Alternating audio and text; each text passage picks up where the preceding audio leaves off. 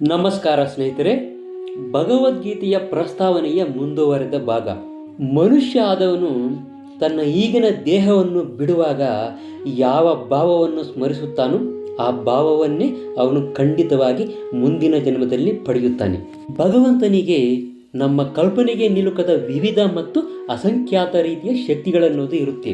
ಆದರೆ ಬಲ್ಲಿದರಾದ ಋಷಿಗಳು ಅಥವಾ ಮುಕ್ತಾತ್ಮರು ಅವುಗಳನ್ನು ಅಧ್ಯಯನ ಮಾಡಿ ಅದನ್ನು 3 ಭಾಗಗಳಾಗಿ ವಿಂಗಡಿಸಿದ್ದಾರೆ. ಎಲ್ಲ ಶಕ್ತಿಗಳು ಕೂಡ ವಿಷ್ಣುವಿನ ಶಕ್ತಿಗಳು, ಅಂದರೆ ವಿಷ್ಣುವಿನ ಬೇರೆ ಬೇರೆ ಶಕ್ತಿಗಳು ಅಂತ ಅರ್ಥ. ಮೊದಲನೇ ಶಕ್ತಿಯು ಪರ ಅಂತ. ಪರ ಅಂದರೆ ಅಲೌಕಿಕ.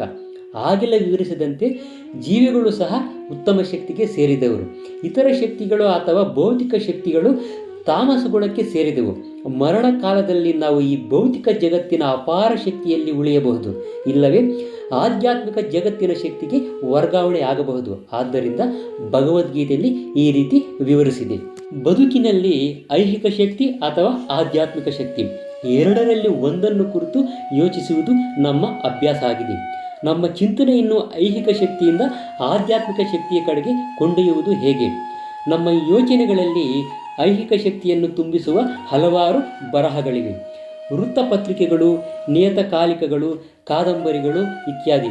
ಈ ಬರಹಗಳಲ್ಲಿ ಮುಳುಗಿರುವ ನಮ್ಮ ಚಿಂತನೆಯನ್ನು ವೈದಿಕ ಸಾಹಿತ್ಯಕ್ಕೆ ವರ್ಗಾಯಿಸಬೇಕು. ಆದ್ದರಿಂದ ಮಹರ್ಷಿಗಳು ಪುರಾಣಗಳಂಥ ಅನೇಕ ವೈದಿಕ ಬರಹಗಳನ್ನು ರಚಿಸಿದ್ದಾರೆ. ಪುರಾಣಗಳು ಅನ್ನೋದು ಕಟ್ಟು ಕಥೆಗಳಲ್ಲ, ಅವು ಐತಿಹಾಸಿಕ ದಾಖಲೆಗಳು. ವಿಸ್ಮೃತಗೊಂಡ ಜೀವಿಗಳು ಅಥವಾ ಬದ್ಧ ಆತ್ಮರು ಭಗವಂತನೊಡನೆ ತಮ್ಮ ಸಂಬಂಧವನ್ನು ಮರೆತಿದ್ದಾರೆ. ಐಹಿಕ ಚಟುವಟಿಕೆಗಳನ್ನು ಕುರಿತು ಯೋಚನೆ ಮಾಡುವುದರಲ್ಲಿ ತನ್ಮಯರಾಗಿದ್ದಾರೆ. ಅವರ ಯೋಚನಾ ಶಕ್ತಿಯನ್ನು ಆಧ್ಯಾತ್ಮಿಕ ಗಗನಕ್ಕೆ ಏರಿಸಲು ಕೃಷ್ಣದ್ವೈಪಾಯನ ವ್ಯಾಸ ಮಹರ್ಷಿಗಳು ಹಲವಾರು ವೈದಿಕ ಸಾಹಿತ್ಯಗಳನ್ನು ರಚಿಸಿ ಕೊಟ್ಟು ಹೋಗಿದ್ದಾರೆ. ಮೊದಲು ಅವರು ವೇದಗಳನ್ನು 4 ಭಾಗಗಳಾಗಿ ವಿಂಗಡಿಸಿದರು.